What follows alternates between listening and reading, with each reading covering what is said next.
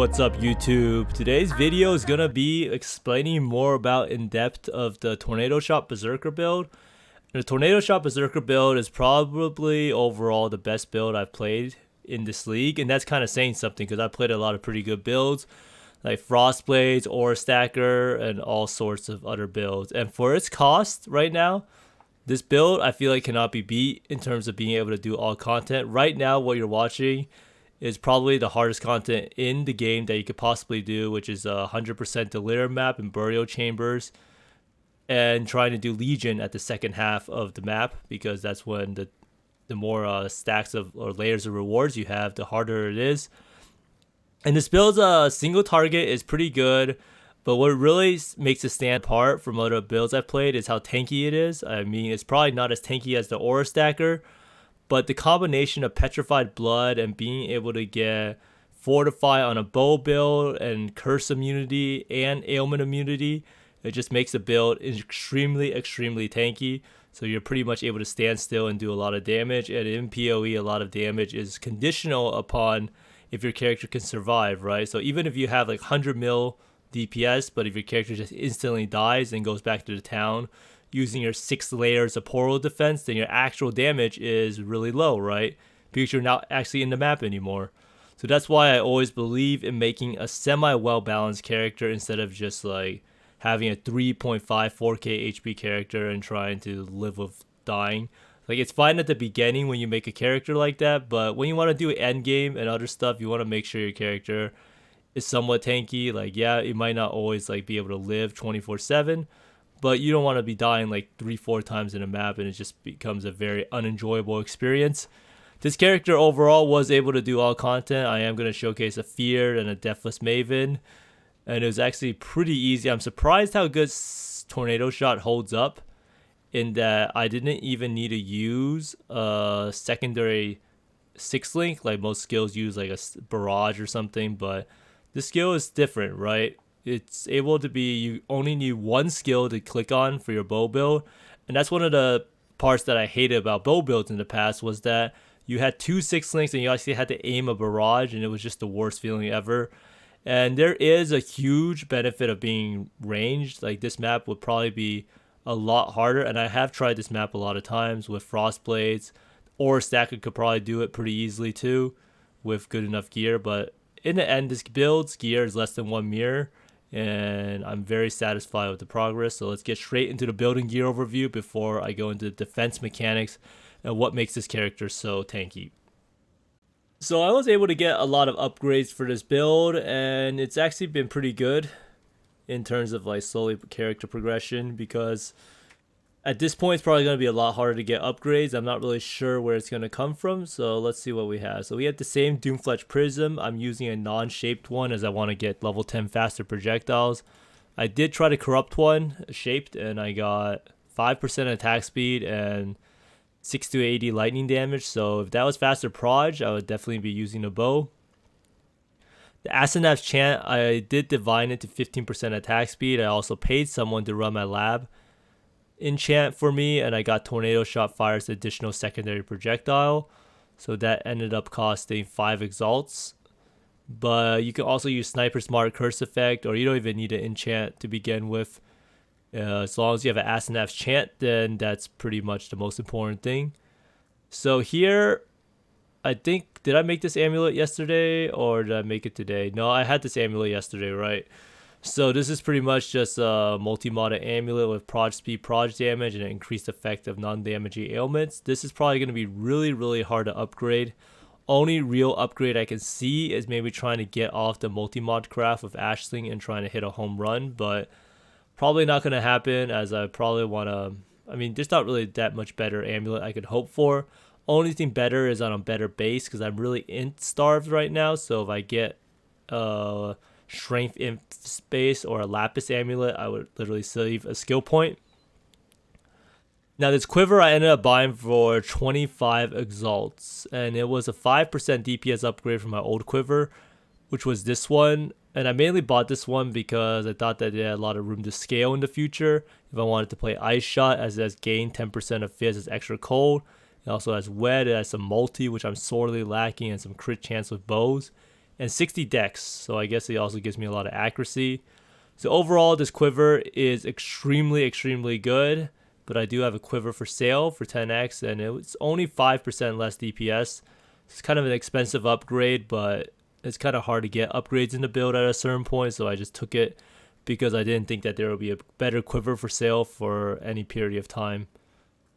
So the ring, same ring. I don't think this ring can be replaced. The accuracy I get, the flat fizz, the life, the resist, and the wed, just almost a perfect ring for the setup. Ideally, this is what I would want on the ring. So this one here, I pretty much just YOLO exalted and hit 50 street strength.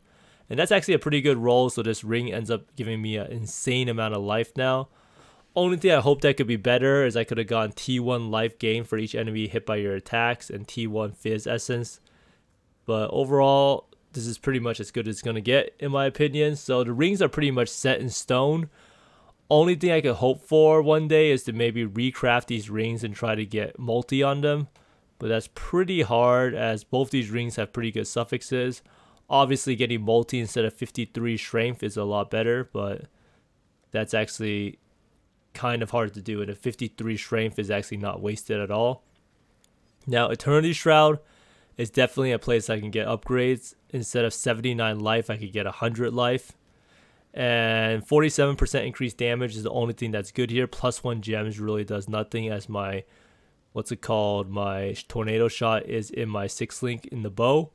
So I'm probably going to try to buy a better one because I want to get more life if possible. Tomb Fist is definitely a source of upgrades. Ideally, in the end, we might not even use Tomb Fist as long as we can get a Lethal Pride with Intimidate. But for right now, Tomb Fist is the best. It gives us the most life. And it also gives us a lot of damage because it gives us crit multi. And we sorely need crit multi for the build at the moment. But basically, this is definitely upgradable because I can get +1 frenzy as an implicit corruption or attack speed or something like that. Now this is the belt I use for bossing. So for bossing, you don't want to use a headhunter. For bossing, sometimes the boss has some chaos res, so you use this belt, and it also has reduced crit and wed, and it also has a Abyss socket for 8% attack speed, 34 life, and 12% multi. So this is what you use for, this is the belt you use for bossing, and this is what you use for mapping. And this one here, I paid 4 exalts to get this belt. This boots ran through lab, and I was able to get damage penetrates 10% of enemy elemental resistances if you haven't killed recently. And on that note, the belt I could also get a lab enchant, which gives me rage, and it gives me 2% life gain back on kill if I have rage. And what that acts as is like a Cinder Swallow urn, so it's actually really good for mapping, and I'm probably gonna try to pay someone to do that. But basically that's the whole gist of the character. Upgrades are still available because it's only like I think the 2nd or 3rd day of playing Tornado Shot. But there's a lot of changes, especially to the flask. You can see I'm pretty much almost playing a Magic Find setup as I'm using Divination Distillate. And I'm going to go over that as to why I'm using it, as that's part of why this build is so tanky. And the Flask Chemist, Quicksilver of Adrenaline, Diamond Flask of Acceleration, still using Taste of Hate. Does give me a little bit of cold damage, and it also helps me out with the damage reduction from Fizz, because 10% of physical damage from his taken as cold damage. And then here we have Bottle Faith. So overall, pretty similar setup. And let's see the tree. For the tree, we do have some differences. I did swap out one of my medium clusters for this one, Numbing Elixir and Spiked Concoction. And then we have another one here with Numbing Elixir and Liquid Inspiration. A nice part about Liquid Inspiration is when you spam the flask of a mana flask, we're able to get a chance to get a power charge back. So right now, we spam it. Okay, we didn't get one. Oh, we got 1 power charge. So throughout mapping, this allows us to get max power charges. So that's why I chose Liquid Inspiration. And let's see, did I make any other changes? I really want to get a different Lethal Pride, but 20% fire res, 40% fire res is kind of hard to pass up. So for everyone wondering what's my Lethal Pride, it's dog shit, that's what it is. It's literally 40% fire res and 1% regen. Actually awful, right? So that's unfortunate. And I still have these like int nodes that I don't really want to take, and I have these ones still, but it's really hard to get int. Kind of wish that if I slammed on 53 int and then my life would be a lot easier. I would literally gain 3 passive points. But I also bought another Corrupted Blood Jewel to get more int, as I'm int starved, so 7% life, 13 int. And I also divined this jewel to get 10% all res. So there's a lot of little like improvements I'm doing. And right now this thing is a travesty because it's actually the wrong large cluster, as I don't use wands anymore. But I do need the lightning res. If you see, my lightning res is actually at 74%, so I need to buy one that's not wands and get lightning res on it. And it's kind of annoying. There's not really much selection because of how dead the league is currently. But basically, that's pretty much all the changes I've made to the build. And it's definitely trending in the right direction and probably the strongest and most fun build I played so far this league. So let's get into why this character is so strong defensively and how I'm able to just like tank a lot of stuff at 100% Delhi and Tropical Island without really dying anymore. There's a lot of defensive mechanics going on for this build, and at first glance it might not seem like much. A lot of people always ask me, oh, you have 2.7k life. How exactly are you alive in the maps? And sometimes the answer is, I don't really know myself, but I'm going to go over all the defensive mechanics layers for this build. So first off, we have Acro and then also Phase Acro. So Acro and Phase Acro for a build that has a lot of leech and life gain on hit is extremely strong because it allows you to have the buffer to instantly leech your life to full. So as long as you're not getting one-shotted, getting Acro and Phase Acro is some of the best survivability in the game. And it doesn't really show up on the tooltip on POB in terms of effective HP pool. But in terms of effective HP pool for surviving in the maps, having Acro and Phase Acro is a complete game changer when you have leech and overleech. So next up, we have life gain on hit. And this is actually what I believe what makes the build so strong is the life gain on hit. So first off, we have 28 life gain for each enemy hit while affected by vitality. And then we also have life gain on hit from this ring, which is 16. So altogether we have, like 44 life gain for each enemy hit by your attacks. And with so many projectiles coming out, shooting all over the place and hitting a bunch of mobs in a really dense map, and with chain on top of that from a quiver, you can leech an insane amount of life. And also in terms of your life pool, because our life pool is lower, 2700, that means that the effectiveness of the life gain on hit is doubled pretty much. And that brings us to how we can actually live with 2727 life. So the way we can live is there's this node called Petrified Blood. A lot of people ask me, what is this icon on your screen? And it's Petrified Blood. So what this means is that with Petrified Blood on, 40% of life loss below half-life is prevented. So that means that 40% of a hit is prevented, right? So that helps you against one-shots. However, you do take 76% of life loss prevented over 4 seconds. So it's pretty much like a stagger mechanic. If anyone's played WoW before with a Brewmaster tank, it's kind of like that. But what that means is 10% of the damage also just disappears. And because of this and our overleech and life gain on hit, this means that we're able to play with this amount of HP, and it's pretty much like almost double effectiveness. So it's like we have 5k HP. So we're not really that squishy. However, one thing that really is dangerous is dots, poisons, and ignites if you don't have any leech going.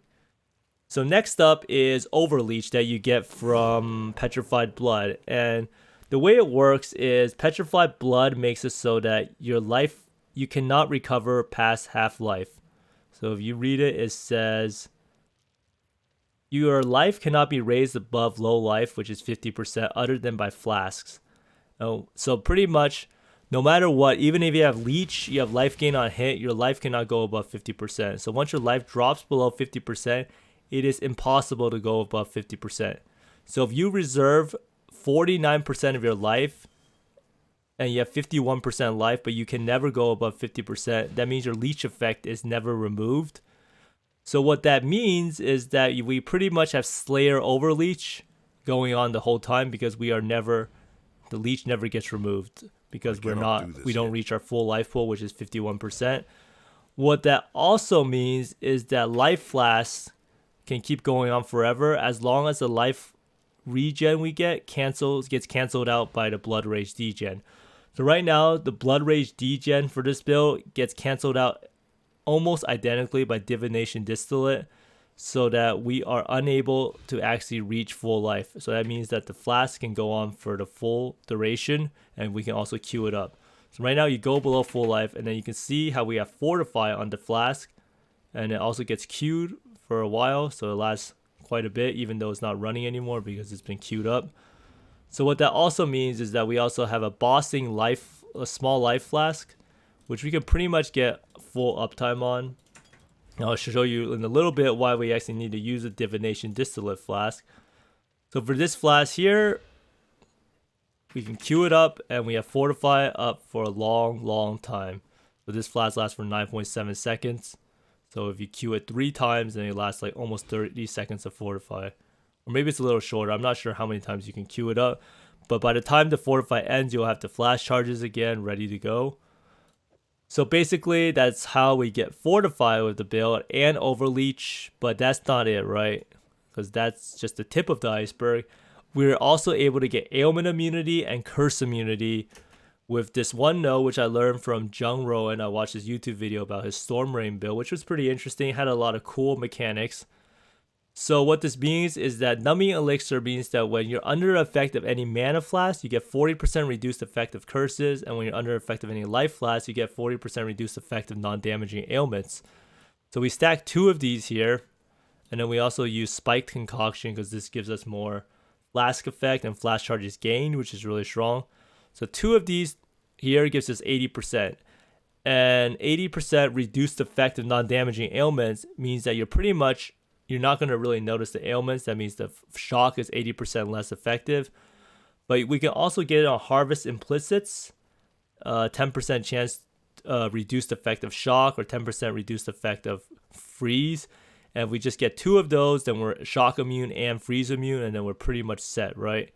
And then this same thing applies for curses. You could technically take the Pantheon here and get 20% reduced effect of curses and become actually fully curse immune and ailment immune while mapping. And this is done through Divination Distillate. Divination Distillate counts as both a life and mana flask. So while this thing is going on, so we're under the effect of a life flask and mana flask.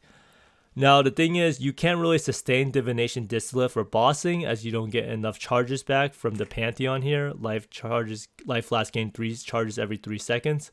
And the flask also only lasts 5 seconds instead of 9.7. But if you're mapping, you're killing enough mobs, you can definitely keep this flask up forever, the whole map. So during mapping, you're ailment immune and curse immune. I do have to say that being ailment immune is a complete game changer, and it's actually just crazy how tanky the character is. Most of the times I was dying was pretty much because my character was shocked and died. So even if you don't have the Harvest Implicits, 80% reduced effective shock will go a long way to helping your character survive. So that's pretty much most of our defenses, right? And we also have a large amount of HP because our HP also is pretty much damaged because of Bloodthirst. Bloodthirst makes it so that supported attacks deal added physical damage with weapons equal to 2% of maximum life while on low life. So we're pretty much also a HP stacker, as that helps us get our damage. So there's a lot of different defensive layers going on in this build. Only thing that kind of sucks is that our Chaos Res is not that good, but when we use Bossing Belt, we have -19, which is more than enough to stay alive. And just one last defensive layer is you can also get blind on crit on the mobs, which will help out. And then we also have Secrets of the Suffering with Sapped. And since we have increased effect of ailments, what Sap does is that sapped enemies deal up to 20% less damage based on the lightning damage of the hit. So usually for our bosses, you can see that we have 10 to 15% less damage taken. So that's actually huge. But most importantly, we are a bow build and we're ranged. And the reason why most bow builds are squishy is because they don't stack enough HP and they don't have Fortify. But with this setup, this is literally the perfect build in terms of surviving, and it does show in how easily it can do the 100% deli. The only time you really die is while looting, because you're not paying attention, you get hit by some degen, or you lag out because of Legion. But basically, build is super good. Now I'm going to showcase the Fear and the Maven. And yeah, I would highly recommend people try to play it.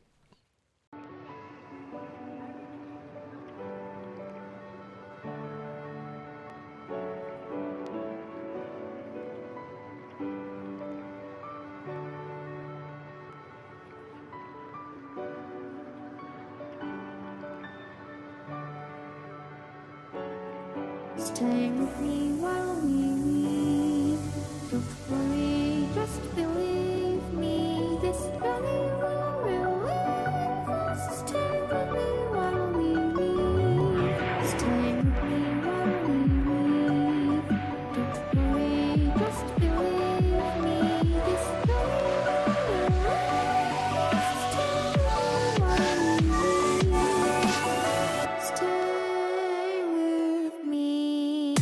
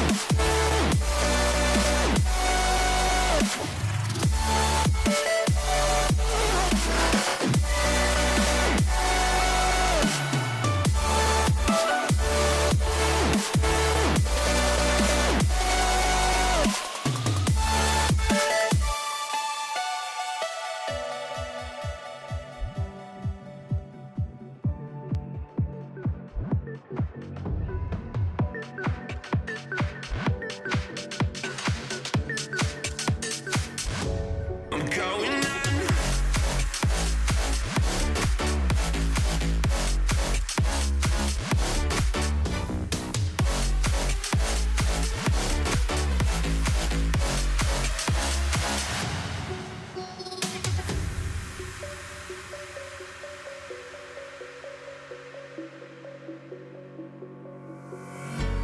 When the lights go down, I've seen hell in you, but you don't care, no, you don't care, no. You just rather watch me fall from a quarter mile. I can see you at the call.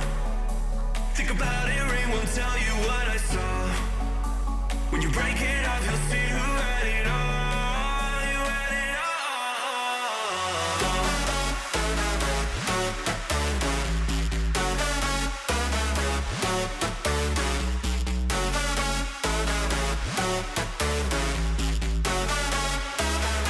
You said you wanted to fall into oblivion. Forget about the world we're living in. Fall into oblivion, I'm going in. Fall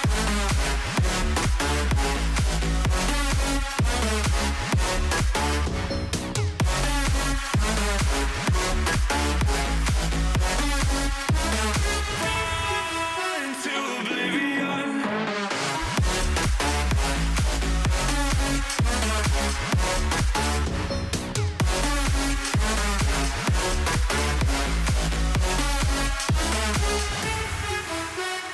Fall into oblivion. Forget about the world we're living in. Fall into oblivion, I'm going in.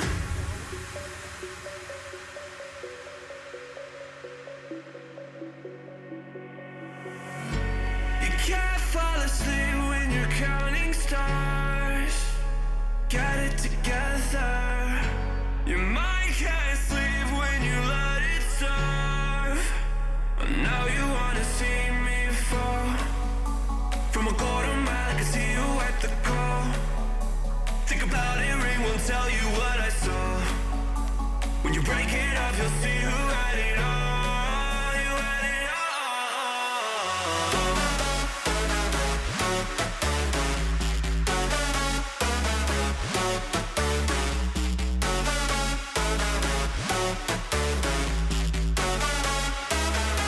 You said you wanted to fall into oblivion. Forget about the world we're living in. Fall into oblivion, I'm going in.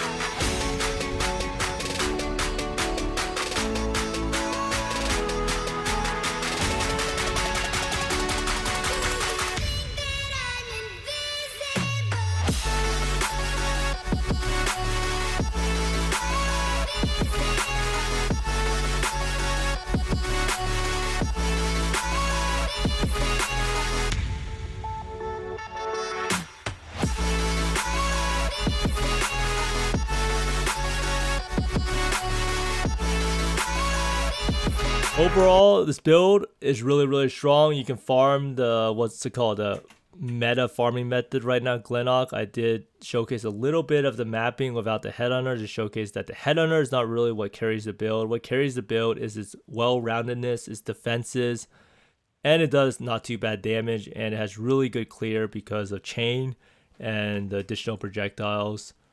A lot of people ask me why Berserker, and the answer is that Deadeye is honestly pretty good.